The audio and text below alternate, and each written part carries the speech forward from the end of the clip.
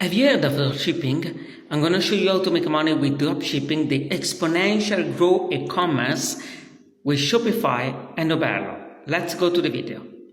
Number 10. Dropshipping. With dropshipping, what you're basically doing is selling someone else's stuff for a small or large profit without having to deal with the shipping. So basically, you're acting like a broker or a middleman. You can do this by opening up a Shopify store and then linking it up with Oberlo. Oberlo is an app that integrates with Shopify, and it's what a lot of people use to source for stuff they'd like to sell on their stores. The basic principle of dropshipping is, you create a store or any channel where people can buy stuff from you. Then, once they buy something from you, you pay the manufacturer, usually for a lot less than what you got it for, and then have the manufacturer ship it to the customer, all without you ever seeing or touching the product. The best part of dropshipping is that you set your own price for the product you want to sell, then take the profits and pay the manufacturer the rest. So yeah, that's dropshipping in a nutshell.